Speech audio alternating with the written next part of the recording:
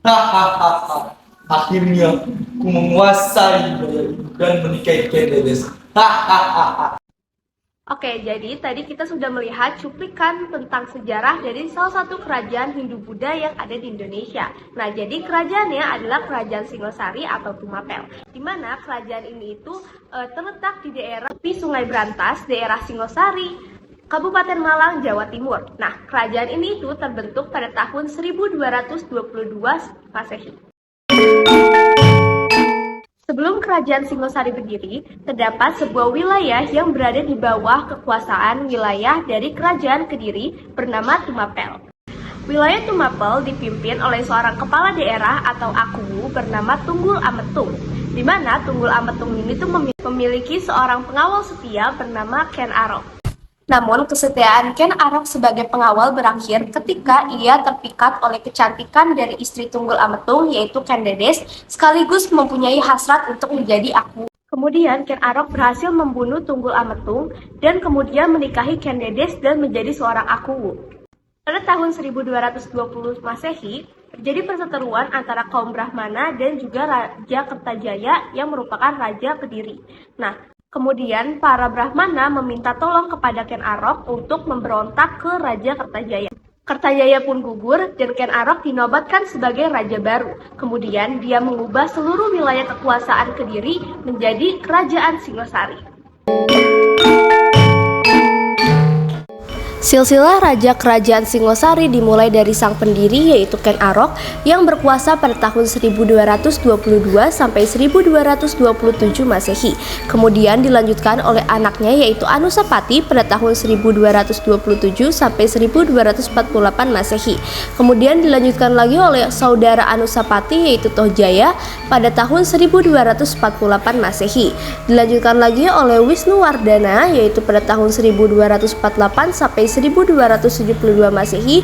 Kemudian raja terakhir yaitu Kertanegara pada tahun 1272 sampai 1292 Masehi. Nah, selanjutnya di sini saya akan membahas tentang kepercayaan. Kehidupan keagamaan di Kerajaan Singosari tidak dapat dilepaskan dari sejarah perkembangan agama Hindu dan Buddha di Indonesia pada saat itu. Di mana saat itu penganut agama Hindu dan Buddha bisa dihidup secara berdampingan dengan damai. Hal ini bisa dilihat dari peninggalan Kerajaan Singosari yaitu Candi Singosari. Nah, yang selanjutnya ada pemerintahan. Kerajaan Singosari memiliki sistem pemerintahan monarki absolut.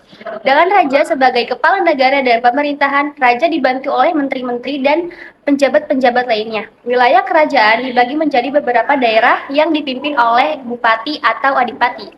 Daerah-daerah tersebut dibagi lagi menjadi beberapa desa yang dipimpin oleh lurah atau hulu. Pada masa pemerintahan Kertanegara, Kerajaan Singosari mengalami perkembangan dalam bidang politik, ekonomi, dan militer.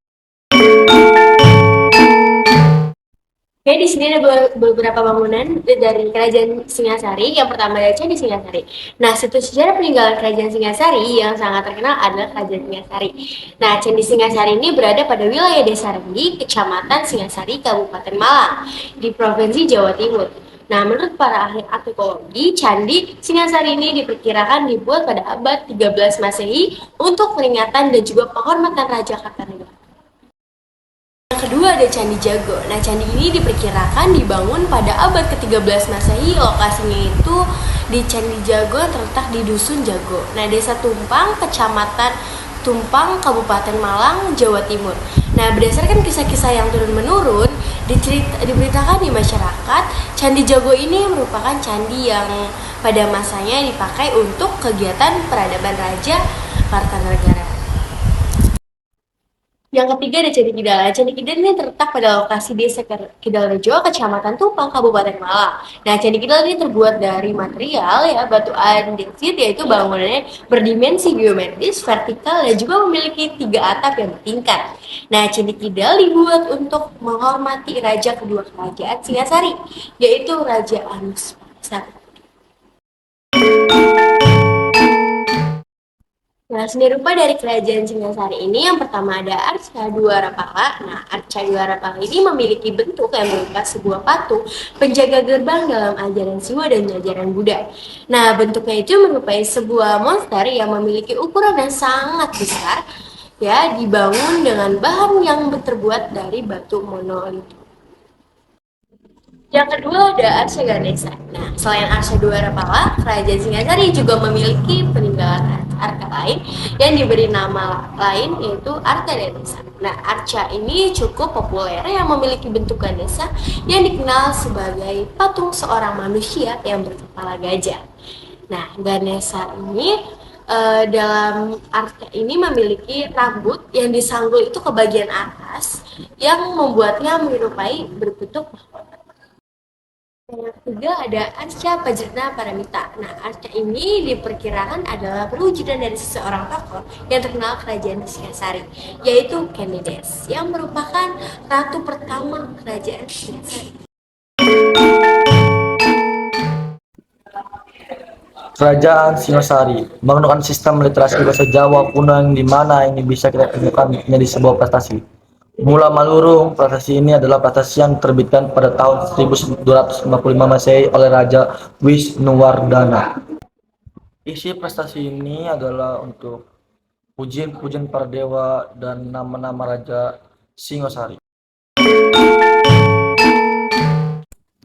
Kebantengan, tradisi ini berasal dari zaman Kerajaan Singasari yang sangat erat kaitannya dengan Pancak-silat. Hal ini dibuktikan dengan adanya relief di Candi Jago yang menggambarkan harimau melawan banteng. Walaupun pada masa kerajaan Ken Arok, seni kebantengan belum seperti zaman sekarang, yakni menggunakan topeng kepala banteng menari. Perkembangan seni bantengan ini menyebar luas dari desa ke desa atau pinggiran kota seperti daerah pegunungan se-Jawa Timur.